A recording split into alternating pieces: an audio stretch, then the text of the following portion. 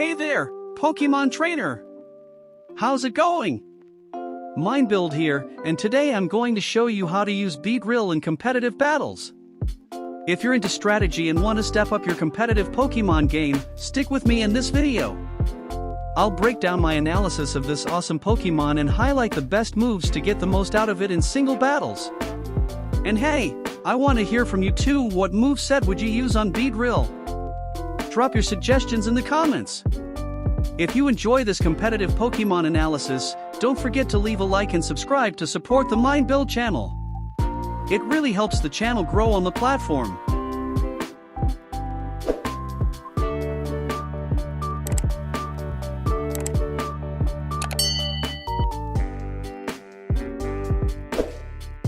And if you love Pokemon and also play Minecraft, stick around until the end. I've put together a playlist with amazing Pokemon builds in Minecraft, all created by me. Now, let's get started and make Beedrill shine in battles. Beedrill made its debut in the Kanto region as Pokemon number 15 in the National Dex. It evolves from Weedle, the first stage, to Kakuna, the second stage, and finally into Beedrill, its fully evolved form. It's a bug and poison type, a combo that gives it some clear strengths and weaknesses in competitive battles.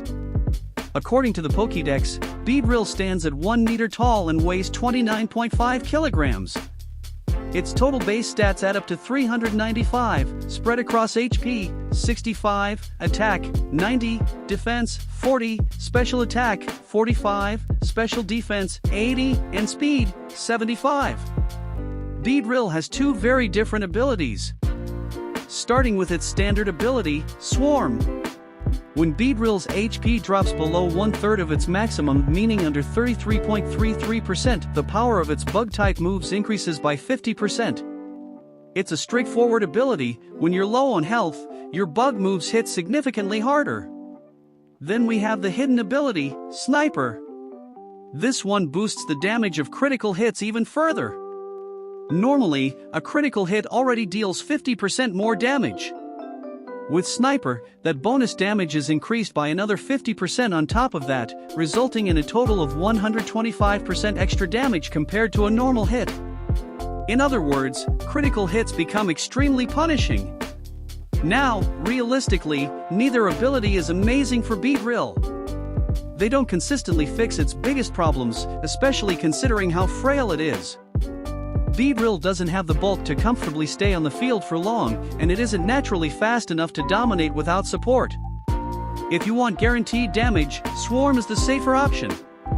When you're low on HP, your bug-type moves will definitely hit harder. There's no randomness involved. However, Sniper can be more explosive, it just depends on luck. By default, the base chance to land a critical hit in modern games is about 4.17%. That means roughly 1 out of every 24 attacks will be a critical hit. For a Pokemon like Beedrill, which doesn't last long in battle due to poor defenses and low HP, relying on that base chance isn't very reliable. That's where items come in.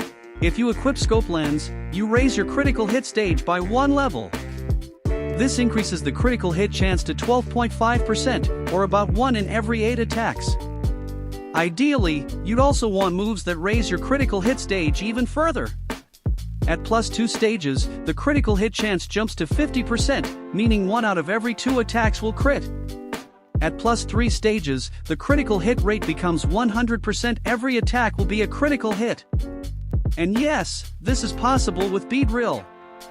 By combining Scope Lens with the status move Focus Energy, you can reach +3 critical hit stages. That guarantees every attack will land as a critical hit, fully activating Sniper every time.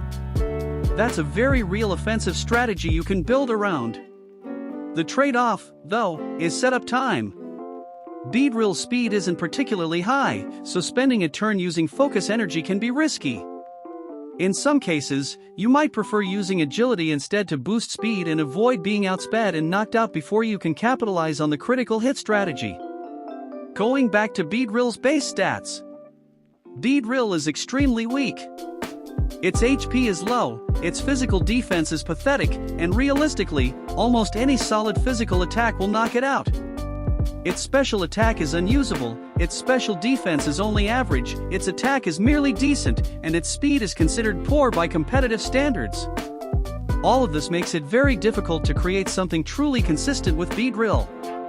It doesn't have the bulk to take hits, it doesn't have overwhelming offensive stats, and it doesn't have natural speed to compensate for its fragility. That said, if you're going to make it work at all, the role is very clear. Beedrill must be a physical attacker, and its speed must be boosted. Without a speed increase, it simply won't function. It will be outsped and knocked out before doing anything meaningful. The challenge is that in order to boost speed, you need a safe opportunity to set up. If Beedrill takes heavy damage while trying to boost, the setup becomes pointless because it likely won't survive long enough to capitalize on it. That means you need either strong prediction, proper team support, or a forced switch from your opponent. Overall, Beedrill is a very high-risk Pokémon. Using it effectively requires precise positioning and careful planning. One mistake, and it's gone! Beedrill takes 2 times damage from fire, flying, psychic, and rock-type moves. That already puts it in a dangerous position, especially because rock-type attacks are so common in competitive play. You also have to be very careful with Stealth Rock.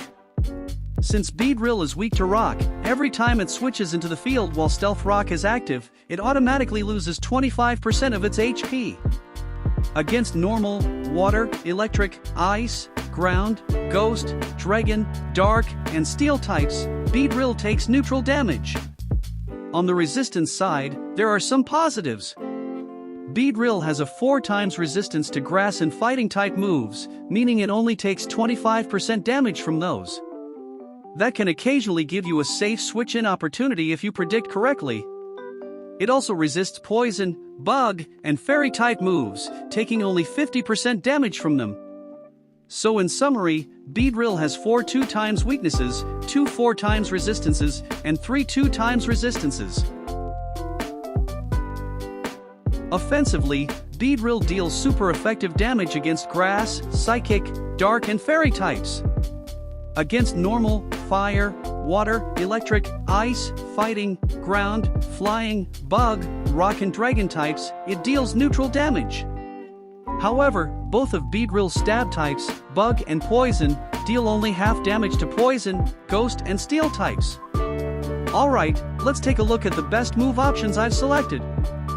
First, we have Lunge, a physical bug-type stab move with 80 base power. Its secondary effect is what makes it stand out. It has a 100% chance to lower the opponent's attack by 1 stage, which means reducing it by 33.33%. Next, there's X-Scissor, also a physical bug-type stab move with 80 base power, but with no additional effect. This used to be the standard bug-type option for Beedrill. However, with the more recent addition of Lunge in titles like Pokémon Legends, ZA, Lunge clearly outclasses X-Scissor thanks to its guaranteed attack drop. Between the two, Lunge is the better choice. For Poison-type stab, we have Poison Jab, a physical move with 80 base power and a 30% chance to poison the target. Then there's Drill Run, a physical ground-type move with 80 base power and 95% accuracy, meaning there's a 5% chance to miss. What makes Drill Run especially interesting is that it raises the user's critical hit stage by 1 while using it. If you're holding Scope Lens, you're already at +1 critical stage. When you use Drill Run, that effectively puts you at +2 for that attack, giving you a 50% chance to land a critical hit. That means 1 out of every 2 Drill Runs can crit. This move is extremely important for Beedrill because its bug and poison type stabs struggle against poison and steel types. Drill Run hits both of those types super effectively, making it almost mandatory in the set. Looking at status moves, we have Focus Energy, a normal type move that raises your critical hit rate by 2 stages. If you combine this with Scope Lens, you reach +3 critical stages, guaranteeing a 100% critical hit rate. If you want to fully commit to a sniper critical hit strategy, this is the move you use. However, in my opinion, Agility is often more practical. It's a psychic type status move that raises speed by 2 stages, effectively doubling Beedrill's speed. With 31 IVs, 252 EVs in speed, and at level 100, Beedrill reaches 249 speed. After 1 agility, that jumps to 498. That kind of jump completely changes its offensive potential, allowing it to outspeed almost everything. Now that we've reviewed the best and admittedly limited move options available to Beedrill, we can finally look at how to properly build a moveset around it. For Beedrill, in my opinion, there aren't many viable moveset variations beyond the one I'm presenting. It is clearly an extremely fragile Pokémon that serves primarily as a physical attacker and needs to set up speed in order to outspeed faster opponents. Trying to use it as a defensive Pokémon is unlikely to work. You could consider running it as a suicide support, for example by setting up toxic spikes and using Focus Sash to guarantee it survives at least 1 hit so it can fulfill that single role. In that case, its job would be to enter the field, set toxic spikes, and likely be knocked out afterward. Even so, I still prefer using it as a physical attacker. Regarding EVs, I maximized attack and speed. The remaining EVs were placed into special defense. Since Beedrill takes super effective damage from rock-type moves, and Stealth Rock removes 25% of its HP upon entry, its HP value of 271 is not divisible by 4. This means that, hypothetically, if you repeatedly switch it in and out, it could survive 5 entries instead of only 4, which would happen if the HP were divisible by 4. That's why I prefer investing the remaining EVs in special defense, since boosting defense or special attack would be largely pointless. As for IVs, you can leave all of them at 31. Special attack does not need to be 31, since it won't be used, but there's no issue keeping everything maxed. The chosen nature is adamant, which increases attack and lowers special attack. The goal is to make it as offensively strong as possible, since speed will be doubled using agility. The chosen ability is Sniper, and the held item is Scope Lens.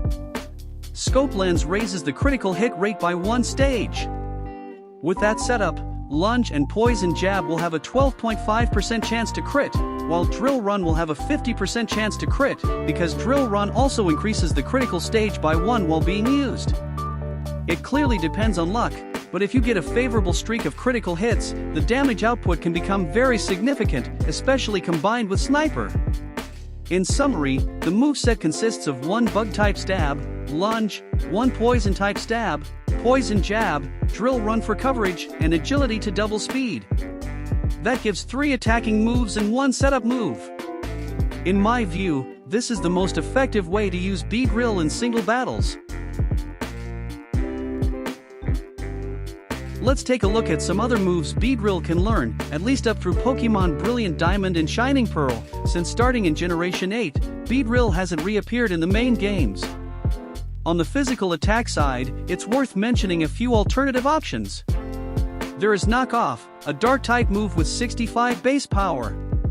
If the opponent is holding an item, Knock Off deals 50% more damage, effectively raising its base power to 97.5, and removes the target's item. After the item is removed, however, the move returns to its original 65 base power. It offers utility, but the initial boost only applies once. Pursuit, also a Dark-type move with 40 base power, was removed after Generation 7 and has not returned since. Because of that, it's unlikely to be part of modern formats. The normal-type moves Return and Frustration were also removed. When available, they could reach up to 102 base power depending on the Pokémon's happiness. There's also Fell Stinger, a Bug-type move, Stab, with 50 base power. If it knocks out the opponent, it raises the user's attack by 3 stages, a 150% increase. In theory, that boost is massive. In practice, however, Beedrill does not have the raw power or bulk to reliably secure a knockout with such a low base power move. Because of that, it tends to function more as a niche or meme option rather than a consistent competitive choice. Regarding special attack moves, there are no viable options for Beedrill. Its base special attack is only 45, which is far too low to justify using any special move. None of its special attacks meaningfully contribute to its performance in battle, so they can safely be disregarded. As for status moves, there is the possibility of using Beedrill as a suicide support. In that role, it would primarily set toxic spikes and then likely be knocked out shortly after. Toxic Spikes is a poison-type status move that can stack up to 2 layers. With 1 layer, grounded opponents that switch and become poisoned, regular poison, taking 12.5% damage at the end of each turn. With 2 layers, grounded opponents become badly poisoned, toxic poison. This starts at 6.25% damage on the first turn and increases by an additional 6.25% at the end of each subsequent turn, 6.25%, 12.5%, 18.75%, and so on. Setting both layers requires 2 turns, which is significant for a Pokemon as fragile as Beedrill. Another option is Toxic, the direct status move. Because Beedrill is a poison-type Pokemon, Toxic has 100% accuracy when used by it, guaranteeing badly poisoned status on the target. Now we wait for Generation 10 to see if Beedrill gets new tools and maybe opens up new ways to be used in battle. I hope you enjoyed this analysis. Thanks for watching, and I'll see you in the next one.